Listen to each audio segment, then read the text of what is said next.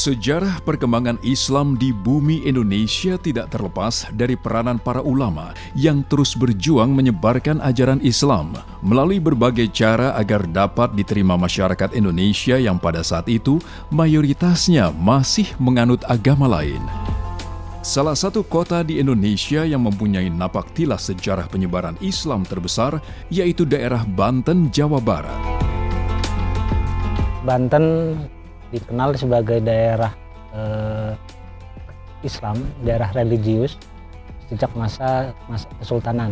Itu dimulai dari abad ke-16 ketika proses peralihan kekuasaan dari kerajaan Sunda ke kerajaan Islam. Dimulai dari Panembahan Maulana Hasanuddin sebagai raja pertamanya, tapi kemudian menjadi sultan pertama di Nusantara yang di bawah kekuasaan kerajaan Turki Utsmani di masa Sultan Abdul Mafakhir di abad ke-17 awal. Penyebaran agama Islam di wilayah ini dilakukan sejak masa pemerintahan Sultan Maulana Hasanuddin pada tahun 1526 hingga 1570. Sultan Maulana Hasanuddin merupakan putra dari Syarif Hidayatullah atau Sunan Gunung Jati, yang juga merupakan salah satu ulama yang mempunyai pengaruh besar dalam penyebaran Islam melalui perannya dalam Wali Songo. Seiring berjalannya waktu, daerah Banten berkembang menjadi wilayah penyebaran Islam terbesar di Indonesia. Salah satunya adalah Kampung Tanara yang terletak di Kabupaten Serang. Tanara banyak melahirkan tokoh ulama ternama. Salah satunya adalah Syekh Nawawi Al-Bantani, tokoh ulama yang sangat berpengaruh dalam bidang dakwah dan ilmu agama Islam yang namanya cukup disegani di dunia.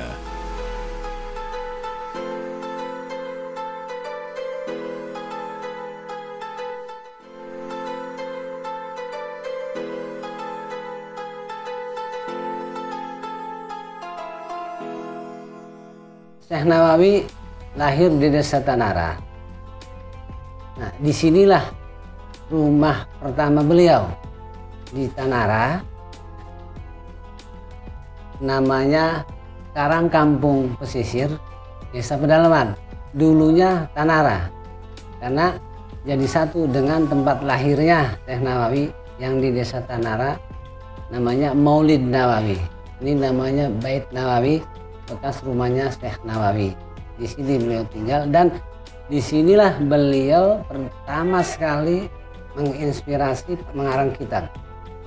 Kurang lebih 115 kitab yang dikarang oleh Syekh Muhammad Nawawi. Sekitar tahun 1833, Syekh Nawawi kembali ke kampung halaman dengan bekal ilmu pengetahuan Islam yang luas. Hal tersebut berhasil menarik simpati anak-anak muda dalam komunitasnya untuk mengenal lebih dekat dan mendalami pengetahuan Islam bersama Syekh Nawawi. Pada masa itu pemerintah kolonial Belanda masih menguasai tanah Jawa. Kebebasan dalam melakukan dakwah maupun pengajaran Islam masih sangat sulit untuk dilakukan. Bagi Syekh Nawawi, masyarakat Islam di Indonesia harus dibebaskan dari belenggu kolonialisme. Dengan mencapai kemerdekaan, ajaran-ajaran Islam akan dengan mudah dilaksanakan di Nusantara. Setiap daerah itu punya tokoh. Banten mungkin salah satunya adalah Syekh Nawawi. Kayak Abdul Somad Al-Palembani juga punya, Araniri juga punya. Terus yang di Jawa Tengah, Jawa Timur juga banyak ya tokoh-tokoh yang memiliki karya yang monumental. Cuman posisi Syekh Nawawi menjadi booming karena beliau dari tahun 1850 sampai wafat itu tidak pulang ke Nusantara, tidak pulang ke tanah air. Pasca peristiwa peperangan Ki Wahiyah. Ki Wahiyah itu peperangan yang untuk mengembalikan kesultanan, dan Syekh Nawawi beberapa teman-temannya itu melakukan perlawanan itu, termasuk juga Raden Intan. Karena sejaman dengan Raden Intan di awal-awal itu. Dengan peristiwa-peristiwa itu kemudian Syekh Nawawi dari mulai tahun 1850 mulai tidak memohon ke orang tuanya tidak bisa pulang ke Nusantara, tidak bisa pulang ke Tanara, tetap tinggal di Makla sampai akhir hayatnya dan mendoktrin masyarakat Banten khususnya, umumnya masyarakat Nusantara untuk tetap posisinya mempertahankan akidah keislaman, keilmuan, sekaligus kalau kesultanan ini harus tetap kembali dan anti kolonial. Walaupun anti kolonial, nah di sini, walaupun anti kolonial, tapi posisinya itu tidak melakukan perlawanan secara frontal, tapi pendoktrinan ideologi yang lebih matang. Doktrin Syekh Nawawi itu posisinya di keilmuan, mapan di keilmuan, di ilmu fikihnya, fikih siasahnya, terus fikih jinayahnya, sehingga banyak kajian-kajian fikihnya itu lebih monumental. Ketika terus juga dikembangkan juga lewat tafsir mundirnya atau tafsir marah labibnya. Nah, jadi pendoktrinannya itu tidak pendoktrinan seperti kalau sekarang kajian-kajian tablignya. Jadi jamaahnya setiap musim haji, orang Banten, orang Palembang dan orang Padang itu minimal setiap tahunnya saat itu berangkat ke Mekah itu kurang lebih sekitar 800 orang. Dari 800 orang ini 400 orang akan menetap dan mengaji ke Syekh Nawawi. Berdasarkan latar belakang pendidikan yang diperolehnya dari para guru besar asal Mekah dan wilayah Timur Tengah lainnya, Syekh Nawawi menjadi pengajar dan sangat bersemangat untuk memberikan pengajaran agama, sehingga namanya cukup berpengaruh terutama dalam dunia pendidikan dan dakwah Islam di Mekah. Di puncak karirnya, Syekh Nawawi menjadi guru besar di Masjidil Haram dengan jumlah murid lebih dari 200 orang dari berbagai negara. Syekh Nawawi menjadi warna tersendiri yang menarik perhatian banyak para penuntut ilmu.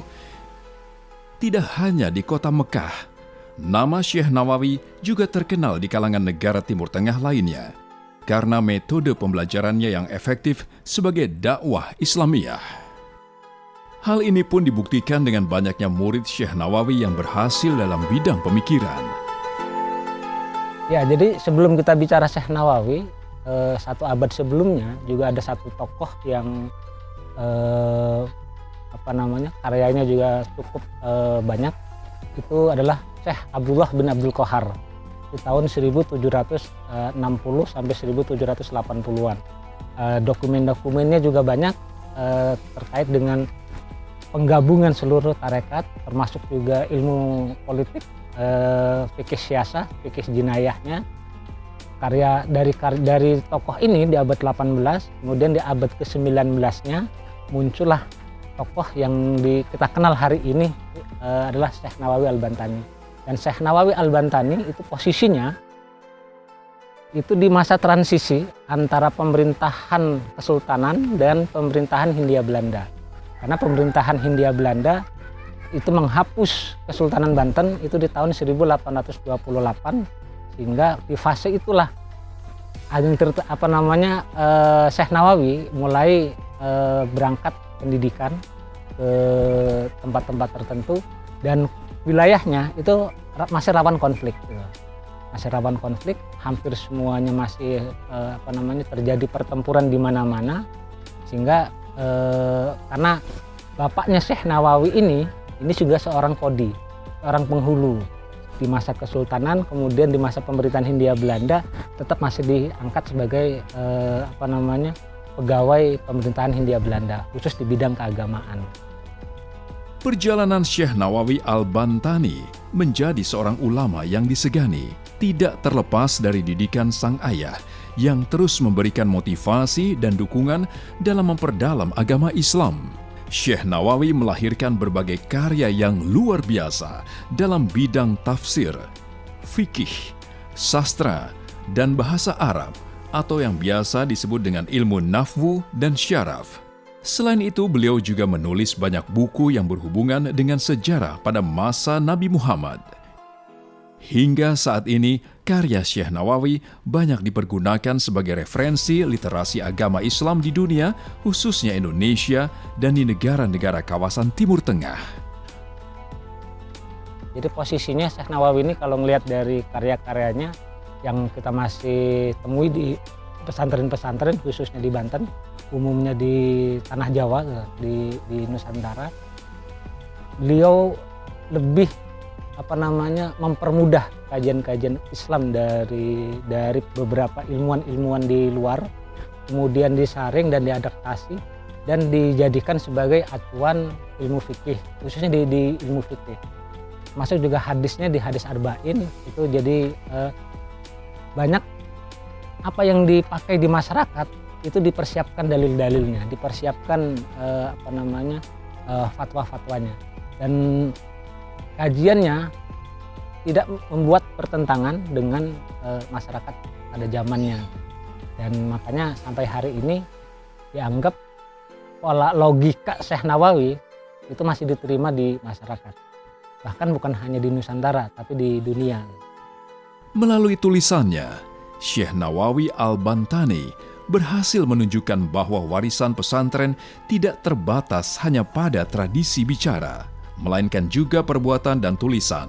Oleh karena itu, fenomena Syekh Nawawi dan pengaruhnya hingga kini masih begitu nyata tertanam kuat dalam masyarakat Islam. Karya yang ia wariskan tetap digumuli para santri di seluruh pelosok Nusantara hingga di negara-negara Timur Tengah, sampai ke Malaysia, Thailand, dan Filipina Selatan. Dari sekitar 100 karya beliau, memang kebanyakan berupa syarah atas karangan ulama terdahulu. Perjalanan beliau menuntut ilmu ditempuh di beberapa negeri. Salah satu di antaranya adalah negeri Mekah, Madinah, Syria, Mesir, dan ada yang mengkisahkan bahwa beliau sampai belajar ke negeri Palestina. Nawawi muda punya guru, namanya adalah Syekh Zaini Dahlan dan Syekh Sayyid Ahmad Nahrawi. Syekh Sayyid Ahmad Nahrawi dan Syekh Zaini Dahlan termasuk guru yang membentuk karakteristik keilmuan Nawawi muda. Dari sinilah Nawawi muda terbentuk menjadi sosok ulama yang punya kemampuan intelijensia atau intelektualitas tinggi di atas rata-rata para penuntut ilmu di negeri Mekah. Dikisahkan oleh Christian Snog Hurgronje, seorang sarjana budaya Oriental Barat yang melakukan kunjungan langsung ke kota Mekah untuk melakukan riset dan datang untuk bertemu langsung dengan Syekh Nawawi untuk menghadiri majelis pengajian Syekh Nawawi di kota Mekah. Sepanjang pertemuannya, Snog melihat Syekh Nawawi aktif melakukan kajian dalam forum intelektual. Kegiatan tersebut menarik cukup banyak atensi dari kaum pelajar maupun ulama, baik dari kota Mekah maupun negara Timur Tengah lainnya. Forum tersebut disampaikan dalam bahasa Arab, Melayu, dan juga Jawa. Syekh Nawawi lebih banyak dijuluki sebagai Sayyid Ulama Al-Hijaz karena telah mencapai posisi intelektual terkemuka di Timur Tengah. Nama Syekh Nawawi tidak hanya terkenal di daerah Arab Saudi, tetapi juga di Syria, Mesir, Turki, dan Hindustan. Karya yang dihasilkan oleh Syekh Nawawi juga mempunyai peranan yang sangat penting dalam bidang pendidikan dan pengajaran Islam. Banyak dicetak dan disebarluaskan di dunia literasi pendidikan agama Islam di dunia. Syekh Nawawi Al-Bantani adalah ulama besar yang menguasai seluruh fan ilmu agama, dari ilmu tauhid, fikih, usul fiqh, tasawuf, dan bahkan siasah atau ilmu politik. Tetapi kemudian beliau lebih disebut sebagai seorang penulis produktif, penulis kitab-kitab kuning yang karyanya hampir 100 lebih. Tercatat dalam catatan sejarah bahwa beliau telah menulis karya kitab kuning sejumlah 115 judul kitab dari berbagai ilmu agama, dari berbagai fan ilmu agama, dari mulai tafsir, hadis, usul fiqh, fikih, dan tasawuf. Dari karyanya yang besar, dan ini yang mengantarkan beliau sebagai tokoh ulama kaliber internasional adalah karya tafsir Marah Labid, atau kita mengenalnya tafsir Munir. Tafsir ini berkualitas tinggi karena menggunakan sastra Arab yang sama derajatnya dengan musonib atau tokoh-tokoh ulama Timur Tengah yang lainnya, seperti Ar-Razi, seperti Ibnu Abbas, dan juga Al-Khazin, Baydawi, Ibnu Jarir Tabari. Kualitasnya hampir sama. Marah Labid ini kemudian menjadi perhatian khusus oleh kalangan kampus Universitas Al-Azhar di Mesir dan diakui sebagai karya yang bermutu tinggi. Ini menjadi salah satu catatan terbaik dalam sejarah kehidupan Syekh Nawawi. Di samping beliau produktif menulis kitab kuning, beliau juga adalah seorang ahli tahqiq atau kita sebutnya muhaqqiq. Di samping kemampuan beliau menjadi ahli tahqiq, beliau juga ahli tadqiq atau orang mengenalnya sebagai mudaqqiq. Beliau seorang alim, beliau seorang sufi, beliau seorang hafidh, beliau juga seorang hamil. Hamil itu yang memahami betul-betul apa dan kandungan Al-Quran. Itu namanya al-hamil, merawatnya, menjaganya Al-Quran. Di samping beliau adalah seorang salik yang selalu lelakon hidupnya itu adalah dengan suluk dari beberapa tarekat yang ditempuh oleh beliau. Beliau dikenal sebagai sufi besar, meskipun tidak memposisikan sebagai khalifah tarekat atau mursyid tarekat, tapi beliau adalah sufi besar waktu itu. Dari karya yang monumental Marah Labid ini, kemudian beliau dikenal sebagai Sayyid Ulama Il-Hijaz. Sayyid Ulama Il-Hijaz itu pemimpin para ulama-ulama yang ada di negeri Hijaz. Yang memberi gelarnya itu justru adalah ulama-ulama besar yang ada di Universitas Al-Azhar Mesir. Kemudian beliau juga dikenal sebagai Nawawi, Imam Nawawi kedua.